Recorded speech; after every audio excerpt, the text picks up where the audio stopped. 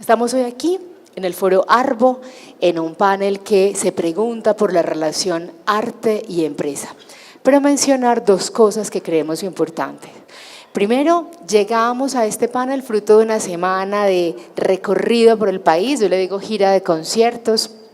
Hemos estado en Barranquilla, hemos estado en Medellín, hemos tenido eventos ya en Bogotá, en el marco de la 4ª edición del Encuentro Profesional Ecosistema Arte, que este año se mueve para septiembre para desembocar justamente en la Semana de Arbo.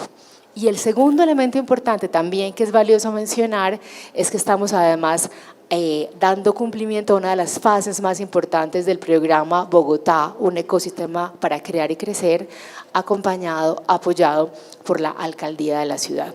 Esta semana las reflexiones que hemos hecho en Barranquilla, en Bogotá y en Medellín sobre la relación arte y empresa han pasado cosas realmente interesantes y por eso hoy, digamos, buscaremos en este panel dar cierre a lo que ha sucedido durante la semana.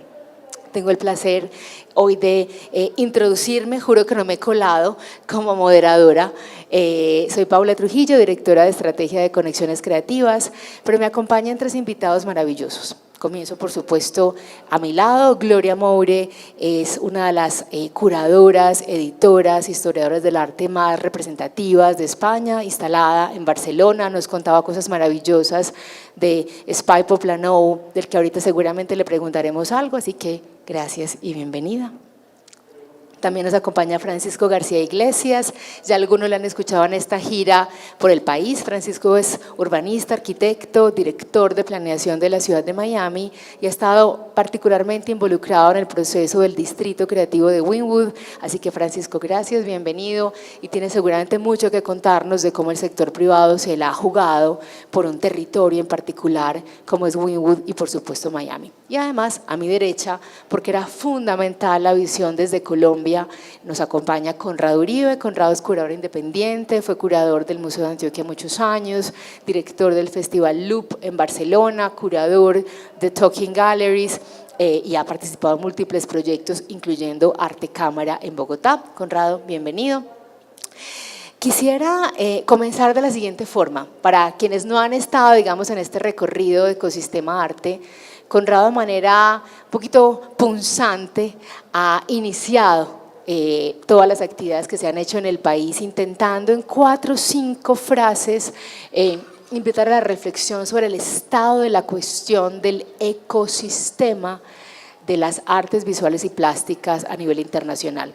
Seguramente una cosa de este asunto no es, digamos, perfecta, tiene, digamos, seguramente otras reflexiones que incluir, no es completa, pero sí que me gustaría mucho, Conrado, si intentamos comenzar con esas 4 o 5 frases poderosas que has lanzado de cómo percibes tú que está ese ecosistema creativo y cultural a nivel internacional.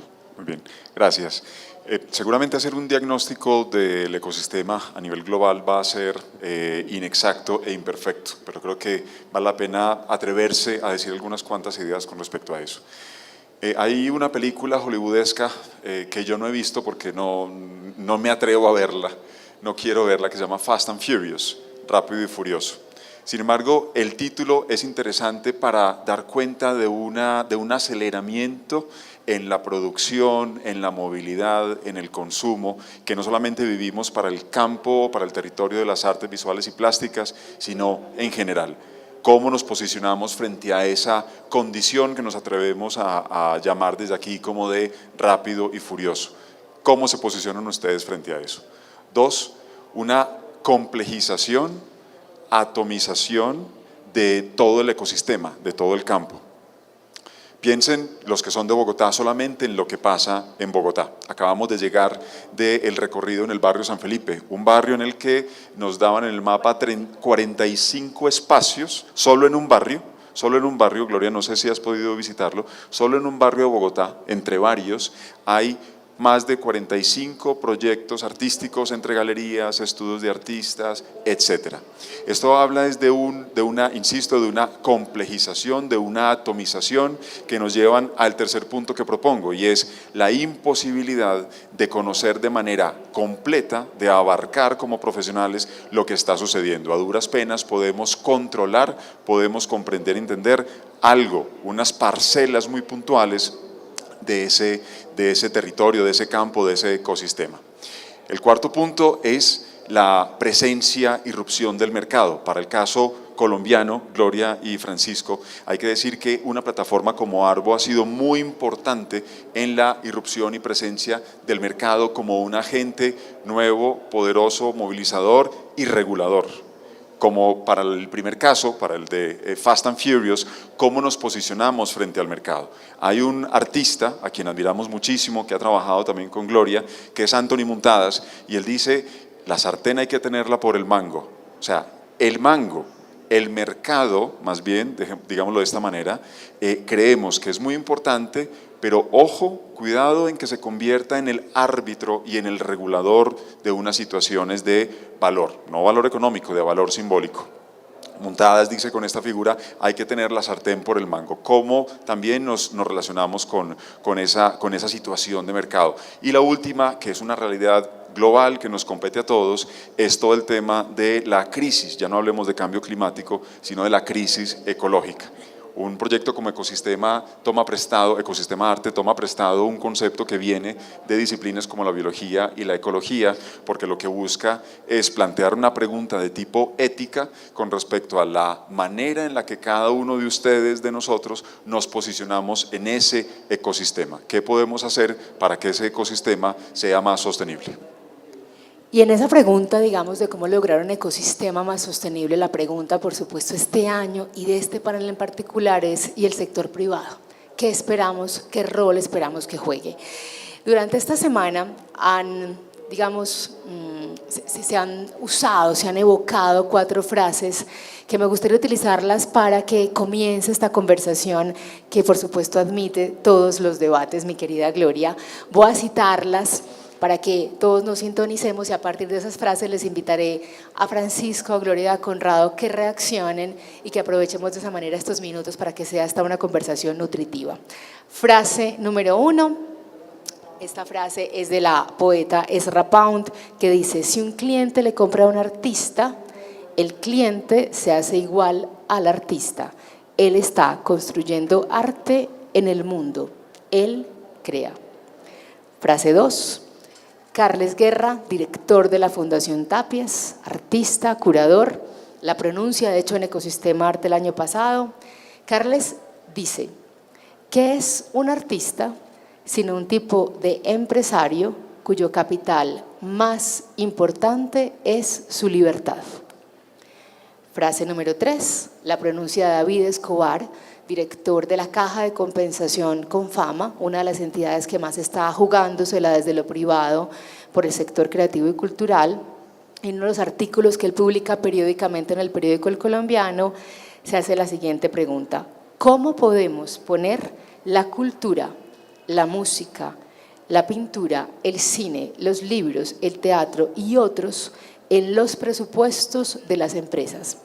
Es más, luego dice: ¿y cómo lograr que el arte y la cultura estén en la canasta familiar colombiana? Última frase, y aquí ya abrimos por supuesto el espacio para la conversación y el debate, la pronuncia Hans Ulrich Obrist y dice: cada compañía, cada gobierno y cada marca deberían tener a un artista en residencia. 4 frases que seguramente generaron provocaciones. Francisco, empezamos contigo. Bueno, pues nada, muchas gracias. Antes que nada, encantado de estar aquí con vosotros, y que conste que yo he venido mucho más a escuchar y aprender que a hablar en principio. Pero a ver, desde luego hay que reconocer, antes que nada, que el arte tiene un poder transformador impresionante. Yo, que no soy artista, si bien soy arquitecto y algunos lo pueden considerar marginalmente un arte o tiene su aspecto artístico, no me considero artista ni muchísimo menos, y le tengo a los artistas y al arte muchísimo respeto. Ahora, sí os ofrezco que me consta, en primera instancia, que en Miami, la ciudad de donde vengo, donde vivo ahora y donde trabajo, sí ha tenido un aspecto transformador fundamental. Que la historia de Miami en los últimos 20 años, y Miami en los últimos 20 años se ha convertido de una ciudad de segunda donde la gente iba a las playas y a comprar, mayormente, se ha convertido en una ciudad que ha tenido un auge artístico, un desarrollo importante, y el gran elemento que ha logrado que suceda todo esto ha sido, sin duda alguna, o sea, el elemento principal ha sido el arte. Tanto en el caso de Miami Beach, que hace poco más de 30 años era un sitio francamente imposible de visitar. Os recuerdo a aquellos que los conozcáis el caso de la película Scarface. ¿Vale? Si os viene a la imagen gente peligrosa por las calles con ametralladoras, Miami Beach, año 1985. Y desde luego, hoy por hoy, es una de las zonas más deseadas y más populares a nivel mundial para visitar. El arte, la conservación del patrimonio histórico y del patrimonio arquitectónico fue un elemento de catálisis imprescindible para ese desarrollo. El Design District de Miami, otro éxito, sí, comercial, pero también de embellecimiento urbano que se debe única y exclusivamente a la participación y a los cambios producidos por los artistas que migraron de South Beach a el Design District. Los artistas en Miami, como en muchos otros sitios, han tenido esta historia de ser siempre los nómadas, ¿no? de que van a un sitio, que producen su actuación, que surten efecto, que mejoran y luego, pues, en gran parte se les desplaza y van deambulando. En Miami hemos tenido suerte de que nunca se fueron de Miami, pero pasaron, por ejemplo, al Design District. En el Design District, el mismo proceso. Y cuando el Design District tuvieron el éxito que tuvieron, terminaron, como estamos ahora formulando, en Wynwood. Y el reto para nosotros se ha convertido en que Wynwood, el distrito de Wynwood, que es un distrito pues, muy parecido al de San Felipe es, ¿no? En muchos aspectos, pues que también que los acoja, que les permita hacer su buena labor de transformación urbana, de que se acoja su expresión artística, pero de que de una vez por todas se encuentre un lugar permanente para ellos, que echen raíces y que Wynwood, que está en el epicentro de Miami, se convierta en esta especie de espacio que fomente el arte en Miami. Os menciono también, de gran importancia, por supuesto, aunque sale de mi competencia, que la llegada de Art Basel también fue un elemento transformador importantísimo. Entonces, eso como preámbulo. El promotor, el que invierte el dinero para que ese arte se lleve a cabo, puede ser equiparado con el artista, se le puede elevar ese mismo, digamos, valor cultural que tiene el artista. En mi opinión, por supuesto que no. O sea, por supuesto que no. Y sin embargo, caemos en la cruda realidad de que sin esa participación y sin esa inversión de capital en la empresa del artista, pues sencillamente no se lleva a cabo. Pero si bien ejercen de digamos, de papel de apoyo, nunca habría que equipararlos. Y entonces quería reaccionar quizás a la última frase que habéis mencionado también, porque esa para mí quizás es la que tiene más importancia, y es la de incluir de alguna manera el arte en toda empresa y toda actuación en cualquier nivel social. Y ahí os digo lo siguiente. Sería en muchos casos, y lo voy a aplicar al mío, que es básicamente de un funcionario gubernamental, y lo digo con humildad, pero también lo digo con orgullo, porque tenemos un papel que desempeñar los funcionarios. Sería muy difícil para un artista, por mucho que me encantaría tener, no uno, muchos en mi entorno, y seríamos nosotros los mayores beneficiados, sería muy difícil para un artista sentirse a gusto, sentirse cómodo, poder aportar en el ambiente burocrático en que vivimos nosotros. O sea, saldríamos a buscar artistas y nos rechazarían a diestra y siniestra, estoy seguro de ello. Ahora, si lo lográsemos, y es una empresa que tengo muy en mente como resultado de esta intervención en vuestros paneles, si lo llegásemos a lograr, si lográsemos encontrar un papel para que un artista contribuya en todo aspecto a las labores diarias que ejercemos en el funcionariado, los beneficiados seríamos nosotros y, en última instancia, desde luego, también serían los ciudadanos que verían que todos nuestros procesos y nuestras actuaciones habrían mejorado sustancialmente. De momento, eso. Gloria. Así va. Bueno, buenas tardes, creo que son. Gracias por incluirme en este panel. No sé si mi experiencia personal va a estar muy de acuerdo con lo que es el panel, porque yo he trabajado mi primera exposición fue en el año 76, o sea, 1976.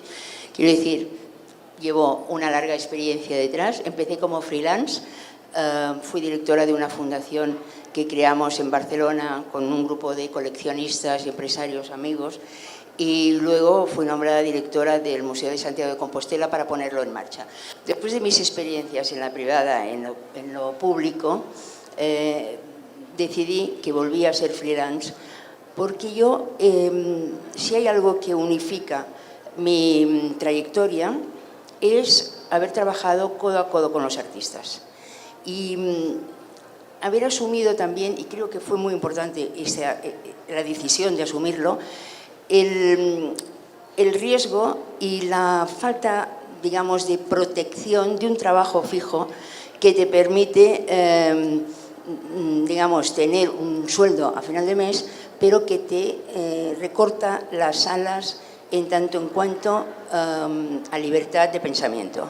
Esta es mi posición personal, que la ha avalado 30 años de trabajo. Por lo tanto, soy muy crítica con una cierta manera de ver al artista o al creador dentro de una organización, que esa organización le va a dar dinero para que él pueda crear.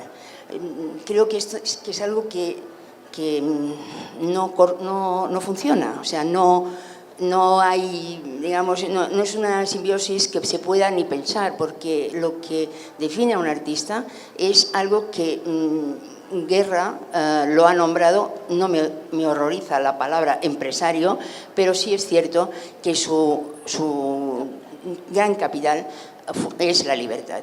Y si eso no se apoya, y si eso no se deja, digamos, libre, estamos cortando las alas a algo que es absolutamente esencial para el mundo en el que estamos viviendo. He de decir que yo abogo por los artistas, creo en el arte como algo útil. No creo que sea un tema ni decorativo ni social, creo que es útil. Creo que la cultura cambia un país, creo que el arte tiene un peso específico en la cultura, creo que son personajes tocados por la mano divina, si podemos utilizar este término, porque consiguen formalizar con imágenes o concretando, digamos, ideas que si las tenemos que traducir en palabras a veces son incomprensibles, pero que a través de la poética del arte podemos llegar a comprender lo que se nos hace incomprensible de otra manera. O sea, creo, como he dicho, en la utilidad del artista. De las frases que tú has dicho, la de Ezra Pound me sorprende porque es francamente premonitoria. O sea, estoy absolutamente en desacuerdo, pero me gusta que alguien que debió vivir ya una situación angustiante, debió ver que las cosas irían por ahí. Realmente pensar que el cliente puede ser artista, estamos cambiando los papeles y creo que es una de las grandes confusiones en las que vivimos. Bueno, como he dicho, tengo una larga trayectoria que me ha dado pie para... Han sido años de grandes cambios. Hemos vivido grandísimos cambios en todos los territorios, políticos, económicos, bueno, en fin, ¿para qué voy a hacer este...?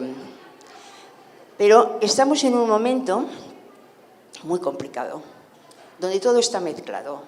O sea, no sabemos exactamente ni siquiera dónde vamos. Nos parece a todos que sí, pero no. O sea, sí, utilizamos carteles y nos parece que dentro de ese cartel estamos definiendo un modo de hacer y ya estamos salvados. Es mentira, los carteles son una tapadera que no sirve para nada más que para enmascarar falsedades.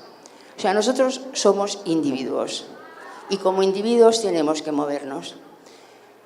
Esto es lo que enseña el arte. La colectividad es algo puntual, pero hay que asumir la individualidad y hay que asumir la mirada al vacío. Si no sabemos funcionar con esa mirada al vacío y a partir de aquí sobreponernos como seres humanos, estamos perdidos. Mirada al vacío. Conrado, estas frases que además se han construido en la historia de Ecosistema Arte, ¿qué te provocan? Lo que, digamos, nos parece interesante de traer esas frases es justamente propiciar este debate, ¿cierto? Porque son frases que son atrevidas, son arriesgadas y ponen en cuestión cosas. Quizás una de las frases que más me interesa ahí, coincido con Francisco, es la de Hans Ulrich Obrist, porque esta señora a su vez se basa en la propuesta de un colectivo de artistas que se autodenominó The Artist Placement Group, como el colectivo que quería ubicar o emplazar artistas, y ellos lo que querían era justamente encontrar o generar espacios de intercambio con otros campos. A mí lo que me parece interesante de ahí es la posibilidad del cruce, del mestizaje, de la porosidad.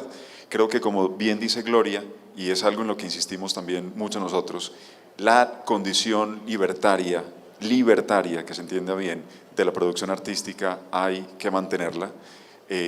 Para el caso de Obrist, que además ha dicho, y así está consignado en una entrevista que le hicieron el año pasado, él quiere hacer de esto un poco su leitmotiv en lo que viene.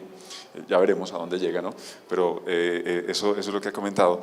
Quiere trabajar para ubicar artistas en otros campos, porque yo, como Gloria y como también lo señaló Francisco, estoy convencido que el arte, que las prácticas del arte ofrecen unas maneras inéditas, siempre disruptivas, siempre dislocadoras, pero siempre enriquecedoras, nutritivas, de posicionarnos y de entender y de ver el mundo. Es hacia allá, digamos, o es esa frase la que me parece interesante, porque, insisto, esto lo creo yo y también lo hemos discutido mucho desde Conexiones Creativas, esos espacios de mestizaje, de cruzamiento, creemos que pueden propiciar colisiones, encuentros que pueden enriquecer otros sectores de la producción, otro tipo de prácticas.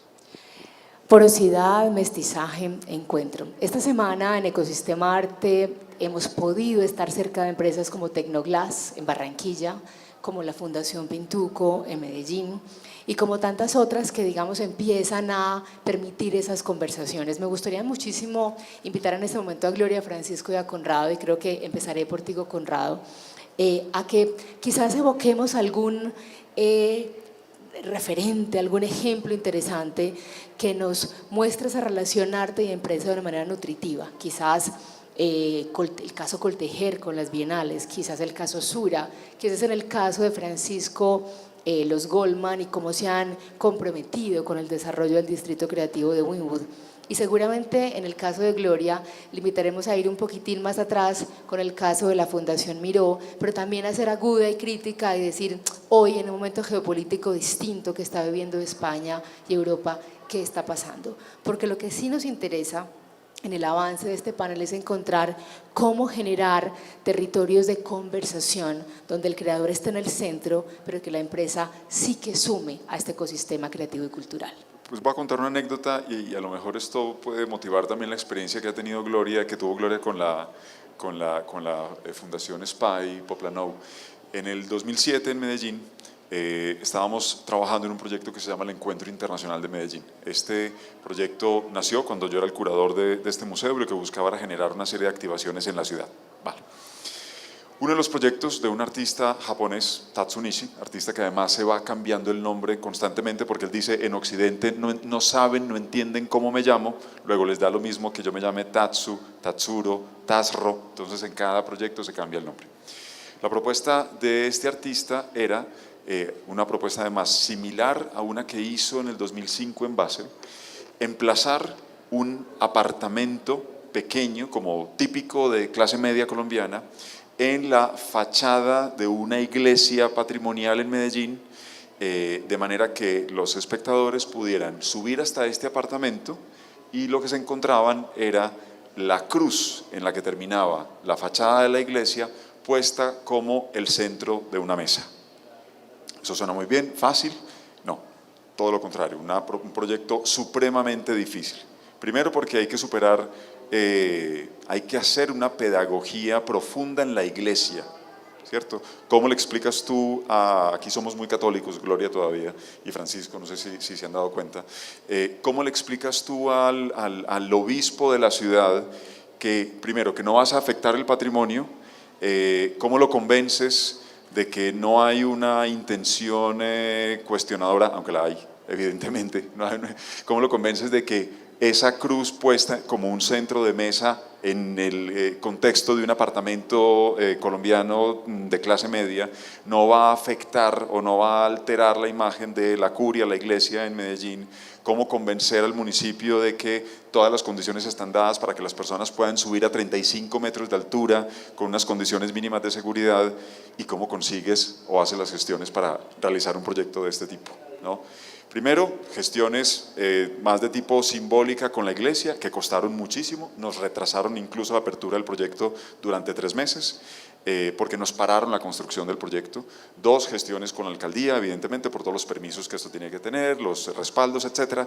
Pero 3, y aquí, digamos, atiendo a tu pregunta, y es, esto no lo hubiéramos podido hacer sin el apoyo de una empresa constructora que se vinculó y creyó por esas magias de la vida, esas locuras, creer en un proyecto de este tipo, y puso no solamente los estudios de ingeniería, que valen muchísimo, puso a los profesionales que diseñaron todo el andamiaje para poder sostener al mismo tiempo hasta 60 personas en este aparataje, para sostener sin dañar un apartamento sobre una iglesia patrimonial en Medellín, sino que puso además todos los materiales, todos los obreros y todo lo que significa hacer una construcción temporal. Literalmente la construcción era tan compleja que equivalía a construir un puente que no dañara una iglesia, pero que se adosara a una iglesia. Tú que eres arquitecto ya vas entendiendo la dimensión. Y esto, insisto, sin las gestiones de tipo más, de orden más simbólicas que tuvimos que hacer con la iglesia, con el municipio, pero sin unas gestiones reales de convencimiento para esa empresa en un proyecto de esta envergadura y de este nivel, porque no estamos hablando, como bien decía Gloria hace un momento, no estamos hablando de proyectos decorativos en ningún tipo, estamos hablando de un proyecto temporal. Eso ya no existe, funcionó durante 3 meses, en el 2007, y un proyecto disruptivo, evidentemente, aunque convencimos a la curia de que no, el proyecto era muy disruptivo. La cruz aparecía como un elemento decorativo en medio de una mesa, y un proyecto muy arriesgado. Y hay que decirlo, fue con Concreto quien creyó en esto y puso todo su andamiaje, nunca mejor dicho, para poder llevar a cabo una propuesta como estas. Creo que no hay fórmulas, creo que cada proyecto habrá que entenderlo y asumirlo en su justa medida, pero creo que también quienes estamos del lado de la gestión, de la mediación, del comisariato, la curaduría, la dirección de instituciones, etcétera, tenemos una responsabilidad o una corresponsabilidad, y es generar entornos pedagógicos para que este tipo de alianzas tengan lugar, o al menos así lo veo yo desde esta experiencia. Francisco, ¿qué rol han jugado el sector inmobiliario y construcción en todo lo que tú has vivido en Wynwood y la transformación de Miami? Pues es más, estas ideas las venimos barajando en toda esta serie de eventos que hemos tenido, pero algo que ha dicho Gloria me ha ayudado quizás un poco más a solidificar o a estructurar la idea, y me voy a referir a tu expresión de que el arte es útil. Es más o menos lo que te he venido a entender, y estoy plenamente de acuerdo, y entonces lo voy a aplicar de 3 maneras a lo que ha sucedido en Wynwood. El arte tiene utilidad, es útil, tiene que ser útil. El arte puede adornar, es relativamente fácil. El arte puede transformar, eso ya es más difícil. Y el arte puede revolucionar, que quizás es el máximo propósito del arte en ciertos aspectos. Y yo creo que en Wynwood, si bien no un artista con una obra de arte, pero el colectivo de artistas que han influido y trabajado en Wynwood han conseguido hacer las 3, y en ese orden. Porque al principio el arte en Wynwood sencillamente era aprovecharse de las paredes desnudas de naves industriales abandonadas para adornar. Y de una zona inhóspita dentro de lo que es Miami consiguieron convertirla en atractiva, de algún modo, quizás no intuitivamente lo más lógico que uno se espera, pero desde luego empezó a tener un atractivo y empezó a atraer gente y empezó a ser punto de interés, foco de interés. de lo cual se supo aprovechar en su momento Art Basel y derivó mucho usufructo de esa primera fase de adorno. Luego empezó a transformar, porque con la gente y con la inversión de capitales y con el desarrollo viene la transformación. Y rescatamos una zona de aproximadamente 60 hectáreas dentro del mismísimo centro de Miami, donde no vivía absolutamente nadie, donde no había prácticamente ningún comercio, y la única actividad que seguía existiendo era una actividad industrial muy residual que cada vez iba en declive, más en declive. Esa transformación logró en que se convirtiese en una zona donde había comercios, ya la gente empezaba a querer a vivir y ya se volvía en casa de gente, ya tenía, digamos, propietarios, ya tenía, digamos, orgullo de habitación. Y en última instancia lo que estamos viendo justamente ahora es que ha logrado ese último objetivo de revolucionar todo lo que es el aspecto cultural de Miami, porque se ha convertido en esa especie de barrio de residencia de artistas, donde todo gira en torno a la actividad artística y cultural. Y ha venido a fraguar, digamos, ya muy en concreto el compromiso de todos los ciudadanos de Miami en torno al arte y le ha dado una importancia que simplemente no tenía antes. El afecto transformativo y revolucionario que Wynwood, a través del arte, ha tenido en la ciudad de Miami, francamente no se puede infravalorar, es de primer orden. Bueno, a ver, yo vengo de un país que pertenece a un continente bastante, digamos, viejo, por decirlo, con unas estructuras muy prefijadas. No olvidemos que el absolutismo fue creado por los franceses y España ha sido muy afrancesada. Por lo tanto, el papel del Estado ha sido siempre el protector, ¿no? Todo ha dependido del Estado. El Estado era el que protegía la cultura, el Estado era el que protegía todo. ¿Qué ocurre? Pues que el Estado hoy no tiene ninguna posibilidad, tampoco tiene interés, porque en estas transformaciones que hemos vivido, también hemos vivido la de la incultura generalizada por parte de los dirigentes de los estados. Por lo tanto, esto, además de no tener las capacidades económicas, suma un alejamiento absoluto de la cultura. Solo les interesa cuando la pueden utilizar como un elemento o de imagen o de propaganda, pero claro que siempre caemos en otro estado que no es el que nos interesa en esta conversación. Por lo tanto, tenemos una situación grave, porque seguimos con esas estructuras. El privado no está habituado a intervenir, a no ser que sea una cosa personalizada, o sea, la fundación con su nombre, el museo con su nombre. Esto hemos visto, Europa está plagada de museos, de coleccionistas que al final han abierto un museo o un espacio o se han trasladado a otro. Ahora tenemos la fase de trasladarse a otro país con su colección, pero siempre bajo su nombre. Por lo tanto, tenemos esta separación entre lo que es la política de Estado, que como digo es para estudiarla, y los privados que tienen cierta capacidad y que además cierto interés por acercarse al mundo del arte, de la cultura en general, que lo que hacen es independizarse y crear su propia estructura. En este margen que se crea entre una cosa y la otra, tenemos grandes dificultades. España vivió un momento muy interesante, porque en los años 80 nosotros salíamos de una dictadura y teníamos una energía, nos queríamos comer el mundo, nos parecía que todos los errores que había vivido Europa, nosotros podíamos aprender de esos errores, saltar por encima y crear situaciones nuevas. No ha sido así. Desgraciadamente, hoy veo que, y puedo decir que hemos cometido los mismos errores, que más rápidamente, y que estamos mucho más cansados que otros países y en la cola, pudiendo haber sido la cabeza claramente. Pero sí que vivimos una época muy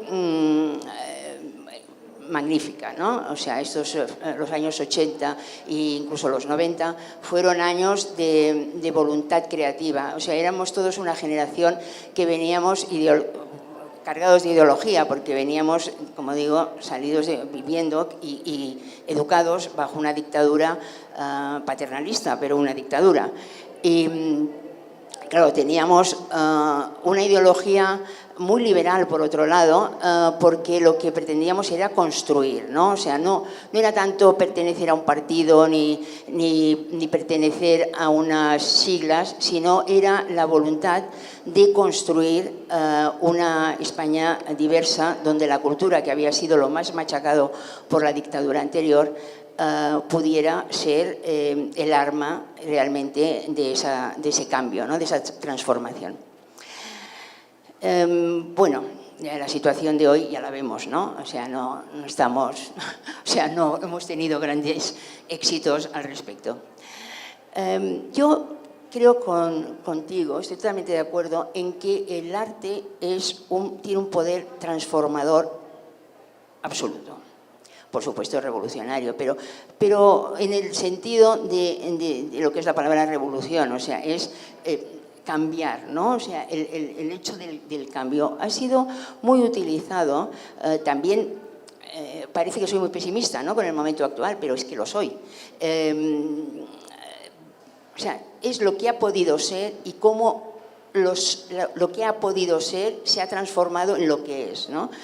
O sea, por decir un cambio, una transformación urbanística, que son las más evidentes, de gran importancia, fue el Soho de Nueva York. Soho de Nueva York era una zona incluso peligrosa, donde los artistas de la época crearon situaciones culturales. Situaciones en las que los que vivían eran ellos, ¿no? O sea, Dan Graham creó una galería para los artistas que no estaban dentro de las posibilidades de las otras galerías.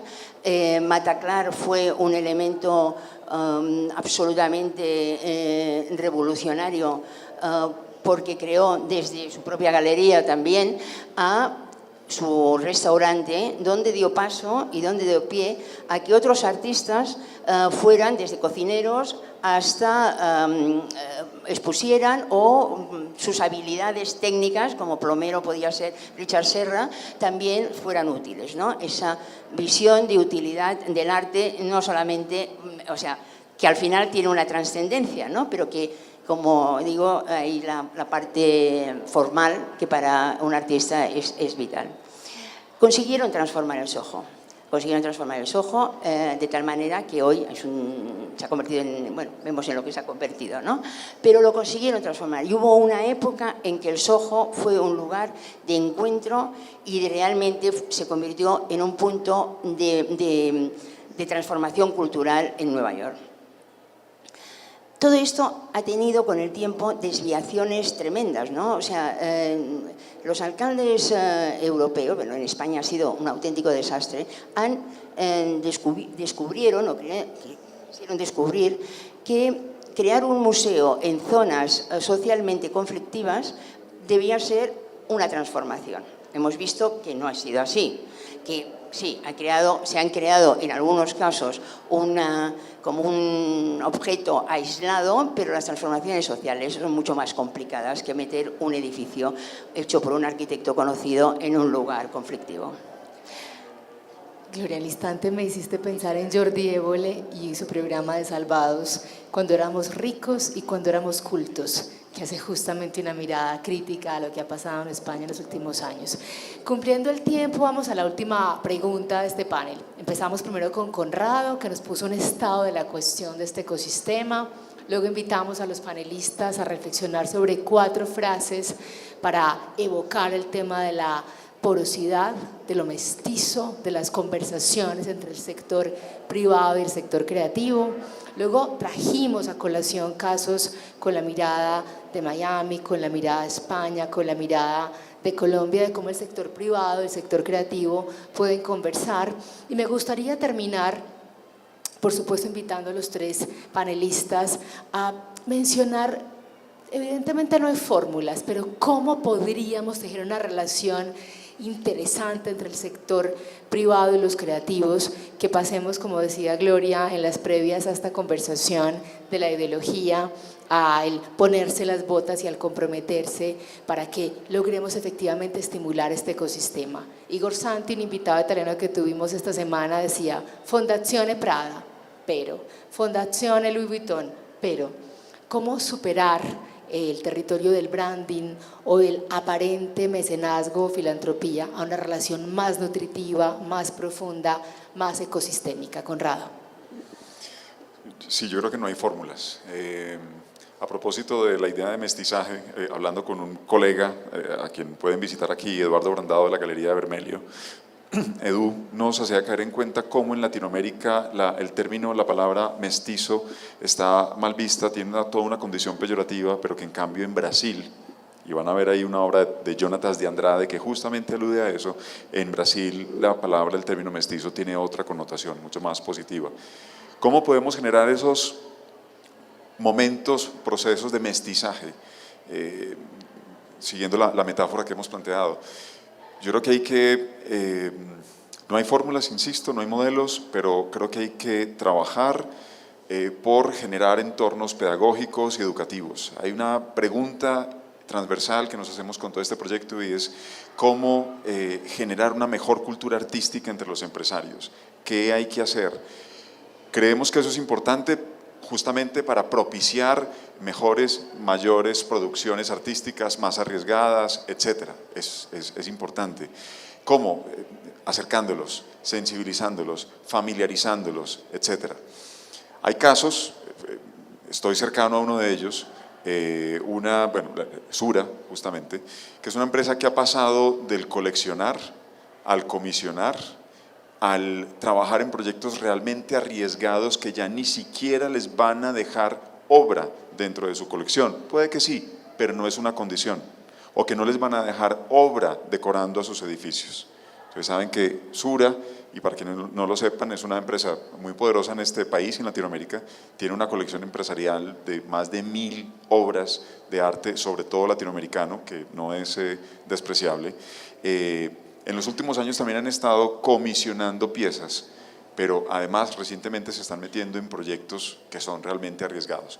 Obras que son cualquier cosa menos políticamente correctas, proyectos que tienen distintos tipos de despliegue expositivo, por supuesto, ellos también ahí encuentran una ganancia en la movilización de públicos, etcétera, pero que tienen también despliegues editoriales, que tienen también despliegues como estos paneles en los que estamos, etcétera, ¿no?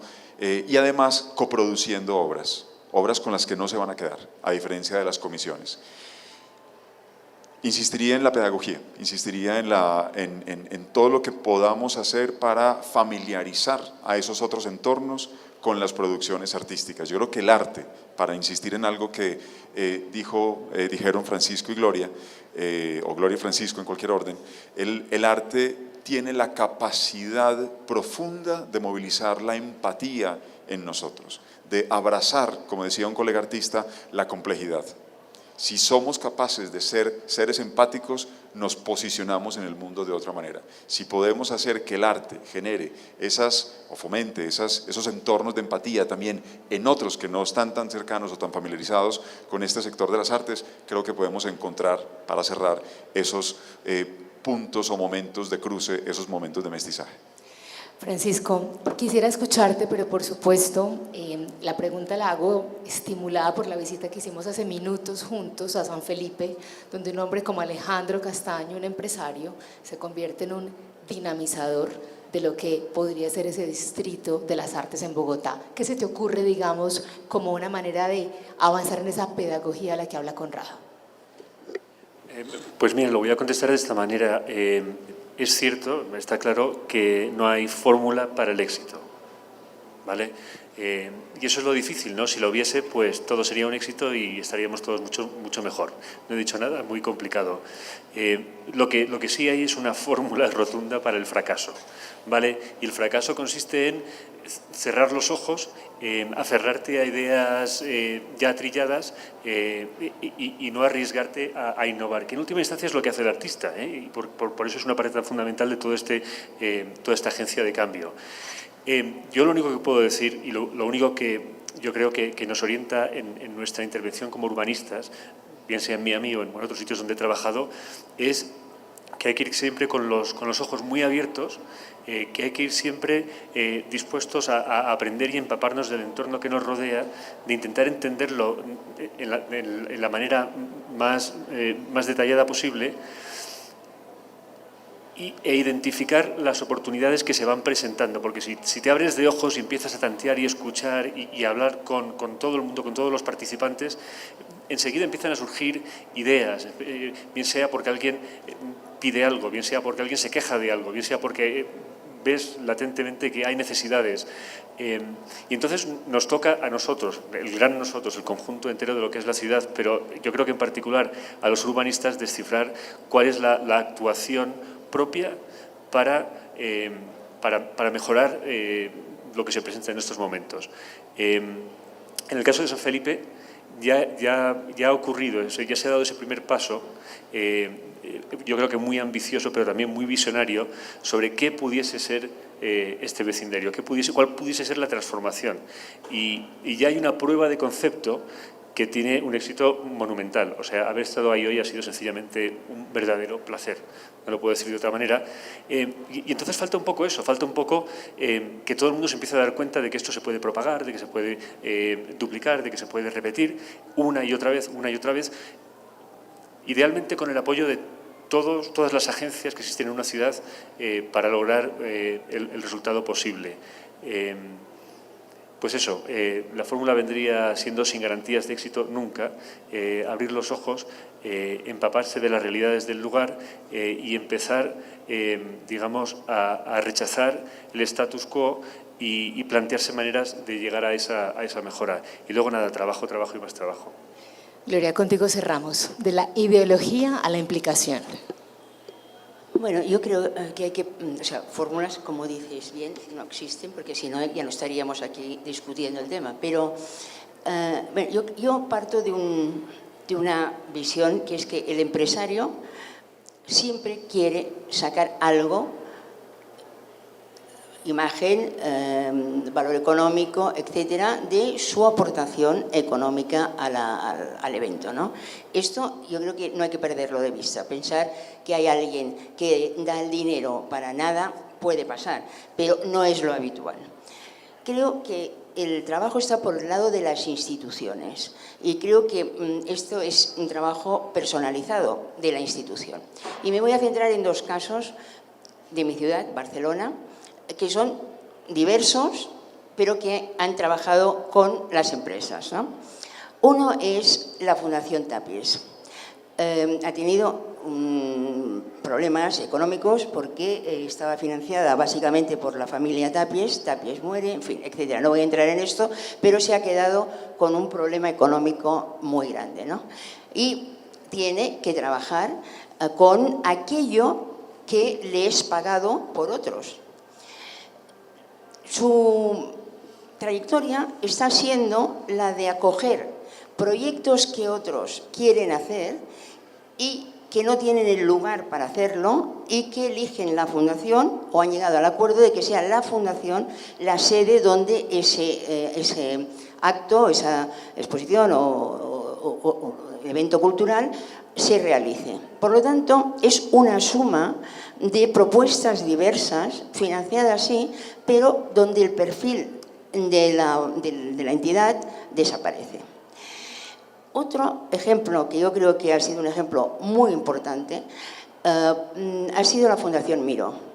La Fundación Miró, y digo ha sido, porque estamos en una fase complicada en este momento, ¿no? La Fundación Miró ha tenido una directora por 20 y muchos años o 30 años. Un personaje atípico, una enamorada de Miró, una conservadora de Miró, que decidió que quería que aquel lugar que había sido construido por un artista con la voluntad de que fuera un espacio para jóvenes artistas, porque él había pasado por la desgracia de no tener dónde poder ni exponer, o sea, la falta de un espacio para artistas, construyó este lugar con esa voluntad. Ella lo entendió y primero de la mano de Miró mientras vivió y luego en solitario ha ido como una hormiguita trabajadora, digamos, con muy poca proyección espectacular, pero con una solidez en el trabajo que a lo largo de esos 20 y pico años o 30 ha quedado consolidada en una fundación que se ha podido expandir porque necesitaban más espacio, con una creación de una colección Miró a través de trabajos de convencer a colecciones privadas desde Japón a otros lugares, y hemos conseguido tener en Barcelona y en España la mejor colección que existe de Miró, algo verdaderamente espectacular. Evidentemente faltan grandes piezas, pero se puede entender perfectamente el recorrido de este gran artista. Y con una sabiduría poco habitual consiguió convencer a el Banco Bilbao Vizcaya y también a la Caixa, atentos porque son dos entidades financieras que no tienen nada entre ellas, convencerlas de que una pagará, el Banco Bilbao Vizcaya, anualmente una exposición de altísimo nivel que lo ha hecho coincidir con la reunión anual, no sé qué, no sé cuántos, en fin, etcétera, todas estas cosas que para ellos es importante porque es un tema de imagen, pero siempre elegido el tema por la Fundación Miró. Y el otro, la Caixa, consiguió que bianualmente, o sea, cada 2 años, financiara la exposición de un artista contemporáneo al que se le concedía el premio Miró, elegido por un jurado montado por la propia Fundación. Bueno, yo creo que es un ejemplo de independencia y de involucración a nivel increíble, que me cuesta encontrar otros ejemplos así. A todos ustedes, gracias. Yo me quedo con la frase final que nos evoca Gloria, donde esa conversación del sector privado al sector creativo es posible, pero la libertad y la independencia no se pone en juego. Gracias. Sigue el Foro Arbo. Feliz tarde para todos. Francisco Gloria Conrado, gracias.